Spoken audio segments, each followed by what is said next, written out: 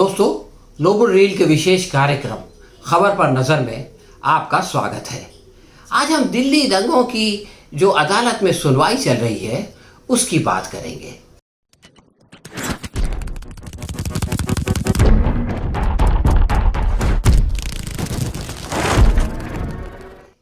इस बारे में हो ये रहा है कि हर रोज़ प्रशासन अदालत में जाता है और कोई न कोई फटकार सुनकर वापस आ जाता है। दिल्ली में आपके भूतपूर्व काउंसलर आप पार्टी के ताहिर हुसैन के भाई और उनके साथ 3 अभियुक्तों को अदालत ने रिहा कर दिया, लेकिन रिहा करते हुए ये भी कहा कि दिल्ली दंगों को इतिहास में प्रशासन की बहुत बड़ी नाकामी के तौर पर याद किया जाएगा। एक तरफ तो प्रशासन उसको रोकने में नाकाम हो गया और दूसरी तरफ उसने अदालत की आंखों में धूल झोंकने की कोशिश की। ये बहुत बड़ा आरोप है दोस्तों, जो कि प्रशासन पर दिल्ली की एक अदालत ने लगाया है और यहाँ तक कह दिया कि ये जो पुलिस जांच कर रही है ये तो सरासर waste of time and waste of money लगता है। और अदालत का ये कहना गलत भी नहीं है, इसलिए कि तवलीन सिंह ने इस जांच के बारे में एक ट्वीट लिखकर कहा कि इस जांच को देखने के बाद ऐसा लगता है कि मुसलमानों ने मुसलमानों के खिलाफ साजिश की, मुसलमानों ने मुसलमानों की हत्या की और मुसलमानों ने जाकर के अपनी मस्जिद को आग लगा दी। तवलीन सिंह भारत की बहुत बड़ी जो है वो जर्नलिस्ट हैं और उनका इस तरह का ट्वीट करना बताता है कि प्रशासन दिल्ली दंगों के बारे में क्या खेल कर रहा है। इसके अलावा एक और केस था हेड कांस्टेबल रतन लाल का। रतन लाल की हत्या हो गई थी और उस पर पुलिस ने 5 लोगों को पकड़ लिया था। वो लोग पिछली फरवरी से अभी तक जेल में बैठे हुए हैं और उनकी ज़मानत नहीं हो रही। अदालत ने कहा कि जिन लोगों को आप पकड़ के लाए हैं वो तो सीसीटीवी कैमरा में दिखते ही नहीं है। तो प्रशासन ने कहा कि उनका दिखना ज़रूरी नहीं है, उसके लिए चश्मदीद गवाह काफ़ी है जिन्होंने कि ये करते हुए देखा है। अरे भाई, सीसीटीवी कैमरे से बड़ा चश्मदीद गवाह कौन सा हो सकता है? अगर कैमरे ने उनको नहीं देखा तो लोगों ने देखा और पहचान लिया और पुलिस में आकर गवाही दे दी, इस बात को कौन मानेगा? कोर्ट ने यह भी कहा कि बेल इज़ द रूल, यानी ज़मानत देना जो है वो कानून है और इसी तरह jail is the exception. Jail जो है वो बहुत ही मुश्किल हालात में दी जाती है। तो इस कानून के तहत, इस उसूल के तहत जो है वो अदालत ने उन लोगों को 5 लोगों को ज़मानत दे दी और ये कहा कि पुलिस जो सबूत पेश कर रही है उसमें दम नहीं है। इसी तरह दोस्तों, आजकल उमर खालिद का मामला भी चल रहा है। उमर खालिद के जो वकील हैं तरदीप पायस, उन्होंने तो इस पूरी चार्जशीट को ही एक साजिश करार दे दिया है। उन्होंने कहा इसको पढ़ते हुए ऐसा लगता है कि जैसे इंसान कोई फिल्मी स्क्रिप्ट पढ़ रहा है। इसमें इल्ज़ाम लगाया गया कि उमर खालिद जो है वो टुकड़े टुकड़े गैंग का मेंबर है, वो टुकड़े टुकड़े भारत के टुकड़े टुकड़े होंगे ये नारे लगाता है। अब ये नारे कब लगाए गए थे? सीएए के दौरान तो नहीं लगाए गए, ये नारे दिल्ली दंगों के दौरान भी नहीं लगाए गए। तो पुलिस का कहना है कि जब वो जेएनयू में था तो उस वक्त उसने ये नारे लगाए थे। हालांकि जेएनयू के बाद जब उमर खालिद को गिरफ्तार किया गया था, यानी जेएनयू की उस एजिटेशन के बाद, तो उसमें भी पुलिस ने एक चार्जशीट दाखिल की थी और उसमें टुकड़े टुकड़े का कोई जिक्र ही नहीं था। अब अचानक जब दोबारा गिरफ्तार किया गया तो 2016 का हवाला दे करके टुकड़े टुकड़े गैंग की बातें करने लगी। तो दोस्तों, इससे पता चलता है कि पुलिस जो है वो नए नए इल्ज़ामात घड़ रही है और उसके तहत लोगों को फंसा रही है। इस बारे में पुलिस प्रशासन की इस नाकामी और पुलिस प्रशासन की असल जिम्मेदारी, इसके बारे में हमने दिल्ली के एक मशहूर बुद्धिजीवी डॉक्टर सैयद कासिम रसूल इलियास से बात की। डॉक्टर सैयद कासिम रसूल इलियास साहब वेलफेयर पार्टी के अध्यक्ष भी हैं और उमर खालिद के पिताश्री भी हैं। उन्होंने प्रशासन के बारे में क्या कहा, आप खुद सुनिए। मसला सिर्फ ये नहीं है कि किसी के साथ यानी किसी ने गलत काम किया इसलिए उसके खिलाफ कार्रवाई हुई। सवाल ये पैदा होता है कि ये कानून को नाफिज करने की जिम्मेदारी प्रशासन की है, हुकूमत की है, पुलिस की है, आम आदमी की नहीं है कि आम आदमी किसी को सजा देना शुरू कर दे। अगर ऐसा होगा तो जंगल का कानून बन जाएगा मुल्क। तो मैं एक बात तो ये है, दूसरी बात ये कि मसला किसी का भी हो, किसी पे भी जुल्म ज्यादती हो, चाहे वो अपर कास्ट के साथ में हो। देखिए हम मुसलमान होने की हैसियत से हम लोग कास्ट बेस्ड बातों में इत्तेफाक नहीं रखते हैं, सिर्फ एक पर्टिकुलर कास्ट दूसरी कास्ट। हम तो समझते हैं कि वैसे तो इंसान किसी के साथ भी जुल्म ज्यादती हो, किसी औरत के साथ, किसी मर्द के साथ में हमें खड़ा। सवाल ये है कि आपने कहा कि प्रशासन की या एडमिनिस्ट्रेशन की एक जिम्मेदारी होती है, और अब जबकि दहली के जो इन्वेस्टिगेशन आ रही है, आज तो कोर्ट ने यह भी कहा कि वो बहुत बड़ा वेस्ट ऑफ टाइम है, और कल ये कहा था कि भाई उसकी किसी से इंक्वायरी नहीं हुई। तो सवाल ये है कि जिनकी जिम्मेदारी थी कि वो उसको ठीक से इन्वेस्टिगेट करें और उन्होंने ये नहीं किया, उनको जिन लोगों को गिरफ्तार करना चाहिए था उनको उन्होंने गिरफ्तार नहीं किया, जिनको गिरफ्तार नहीं करना चाहिए था उनको गिरफ्तार कर दिया। तो ऐसे लोगों को सजा दिलवाने के लिए क्या हमारे इस सिस्टम में कोई प्रोविजन है? ये बहुत बुनियादी सवाल आपने किया है। देखिए, मसला तो आप यानी एक राइट की बात कर रहे हैं। ऐसे बहुत सारे वाक़यात हैं कि आपने किसी आदमी को किसी इल्ज़ाम में मुलव्विस किया और वो इल्ज़ाम साबित नहीं हुआ, और ये बात उससे ये निकल कर सामने आई कि आपने एक बेबुनियाद इल्ज़ामात के तहत उस आदमी को फँसाने की कोशिश की। लेकिन होता क्या है कि जब जुडिशरी फैसला देती है, तो फैसला ये देती है कि हो सकता है कि ये आदमी मुल्ज़िम हो, लेकिन पुलिस ने जो सबूत फराहम किए वो नाकाफ़ी है, इसलिए इस आदमी को बरी किया है। तो पुलिस पे कोई इल्ज़ाम नहीं आता है। पुलिस पे कोई इल्ज़ाम साबित नहीं होता है कि उसने जानबूझकर इनको फँसाने की कोशिश की। मिसाल के तौर पे 9 यानी हमारे मुल्क में पार्लियामेंट पे अटैक हुआ। पार्लियामेंट में अटैक पे कुछ लोगों पे इल्ज़ाम आयद किया गया। अफ़ज़ल गुरु भी उसमें से एक था, और बाकी उसमें से कई लोगों को जुडिशरी ने सुप्रीम कोर्ट के लेवल तक जाकर बरी कर दिया कि नहीं, ये इन पे इल्ज़ाम साबित नहीं होता। लेकिन पुलिस ने फँसाने की कोशिश की थी, पुलिस के खिलाफ कोई कार्रवाई नहीं हुई। तो मेरा कहना सिर्फ ये है कि हमारे यहाँ अब तक के यानी 2 चीज़ों के सिलसिले में कोई बाज़ाब्ता ऐसा मौजूद नहीं है, ना जुडिशरी इसमें कोई वो लेती है।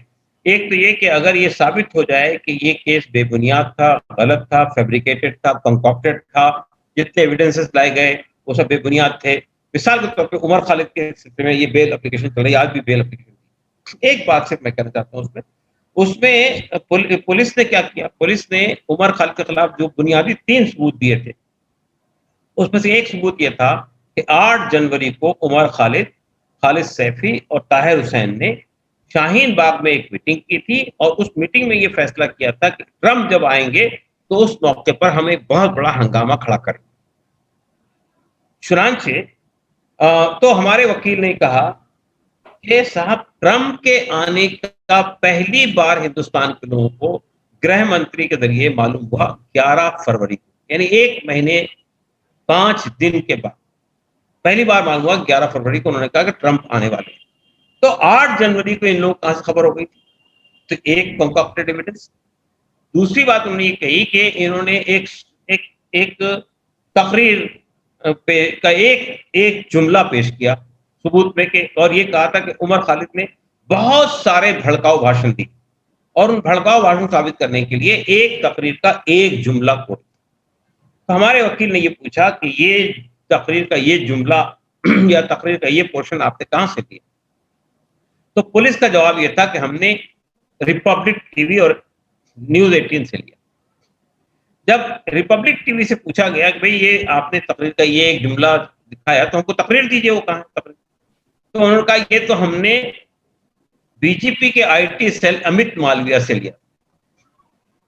तो उसके बाद हमारे वकील ने वो पूरी तकरीर सुना दी अदालत में। ये 20 मिनट तकरीर आप सुन लीजिए, इसमें कौन सी चीज ऑब्जेक्शनेबल बताइए।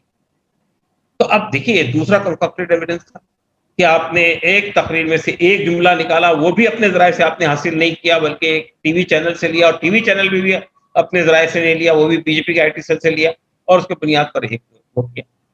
तो इस तरह की कई चीजें हैं इस एविडेंस के अंदर, बहुत सारी बातें कही गई हैं। ग़ज़व हिंद की बात है, और उम्मा को ऑर्गेनाइज करने की बात है, और उसके पीछे कोई सबूत नहीं।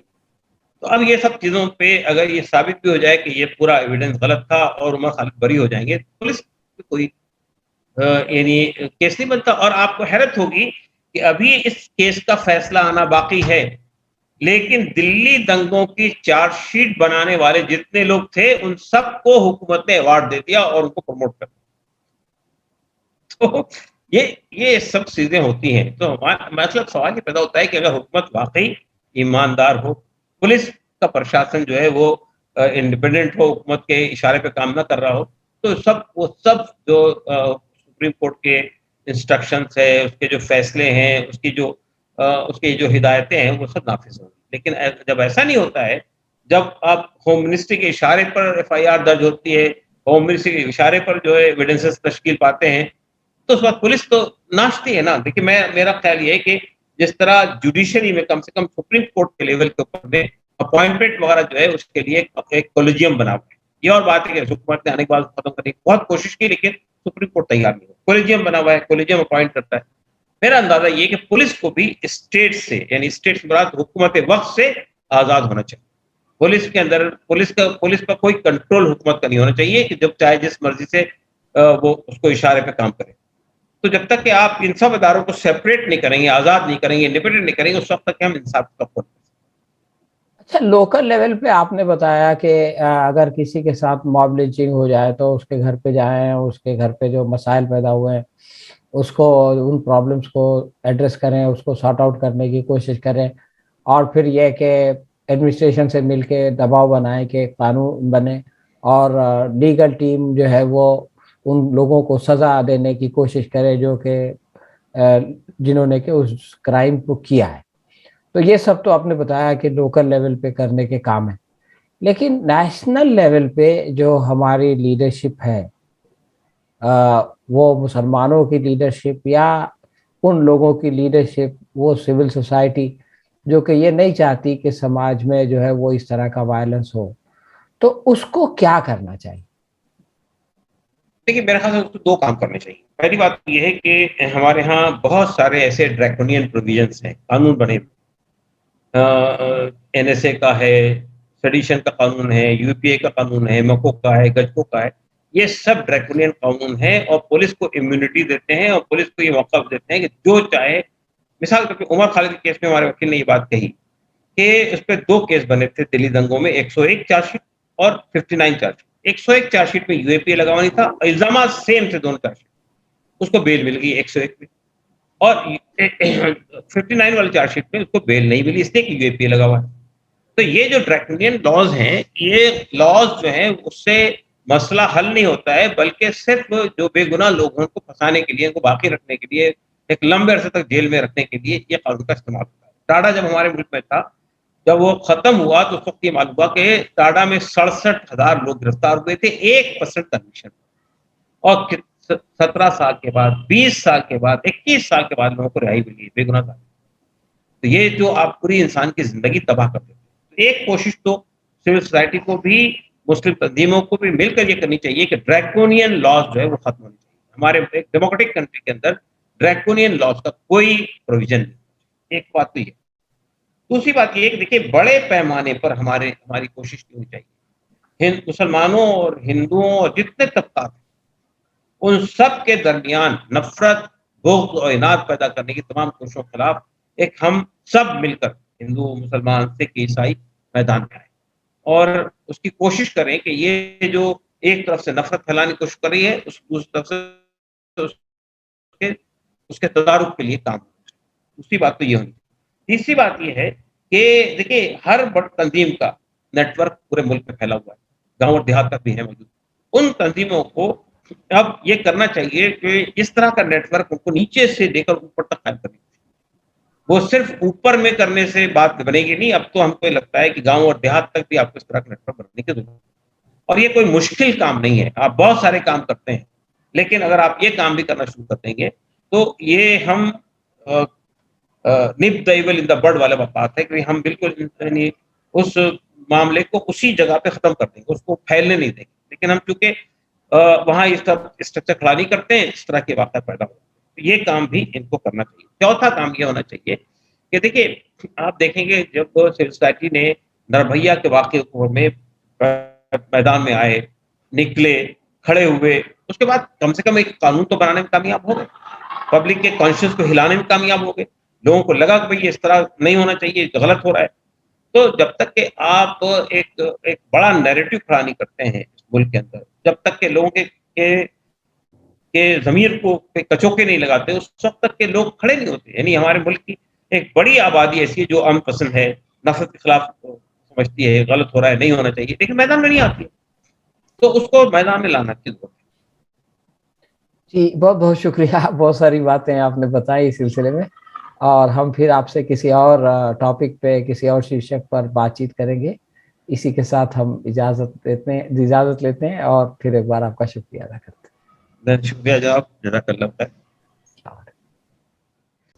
हाँ तो दोस्तों, आपने डॉक्टर सैयद कासिम रसूल इलियास के प्रखर विचार प्रशासन के बारे में सुने। डॉक्टर साहब से हमारी और भी बहुत सारी बातें हुई, बहुत सारे मुद्दों पर हमने इनसे विचार विमर्श किया, जैसे कि मॉब लिंचिंग क्यों हुई। उनसे इस मुद्दे पर इसलिए भी विचार विमर्श किया गया क्योंकि अभी मध्य प्रदेश में जो एक के बाद एक घटनाएं हो रही हैं, उसके बाद डॉक्टर कासिम रसूल इलियास ने मध्य प्रदेश का दौरा किया था, वहाँ की ज़मीनी हकीकत को जाना था। तो हम अपने अगले एपिसोड में, यानी सवाल हमारे और जवाब उनके में, आपको डॉक्टर कासिम रसूल इलियास से फिर मिलाएंगे और उनसे पूछेंगे कि दिल्ली के मॉब लिंचिंग के बारे में मध्य प्रदेश में उन्होंने क्या देखा और उसके कारण क्या थे और उसका निवारण कैसे हो सकता है। इसी तरह डॉक्टर कासिम रसूल इलियास से हमने ये भी पूछा कि आखिर संघ परिवार इस देश में क्या चाहता है और वो किस तरह काम करता है, इसके बारे में भी उन्होंने विस्तार के साथ बताया। तो दोस्तों, हमारे अगले एपिसोड में, यानी दूसरे एपिसोड में, इसके बाद वाले, हम आपको ये भी बताएंगे कि डॉक्टर सैयद कासिम रसूल इलियास जो है वो संघ परिवार के बारे में, उसके अज़ाइम, उसके इरादों के बारे में क्या कहते हैं। तो हमारी आपसे यही विनंती है कि इस प्रोग्राम के बाद जो 2 वीडियो आएंगे डॉक्टर सैयद कासिम रसूल के इंटरव्यूज़ के, उनको ज़रूर देखें और ये जानें कि हिंदुस्तान में मॉब लिंचिंग क्यों होती है, और ये भी जानें कि संघ परिवार आखिर चाहता क्या है। इसी के साथ हमको इजाज़त दें। ये वीडियो अगर आपको पसंद आई हो तो अपने दोस्तों को बताएं और आगे वाली वीडियो भी आप अपने दोस्तों के साथ शेयर करें, ताकि मॉब लिंचिंग की हकीकत और संघ परिवार की सच्चाई आपके और तमाम लोगों के सामने आ सके। और अब इजाज़त दीजिए, फिर हम अगले प्रोग्राम में मिलेंगे। धन्यवाद।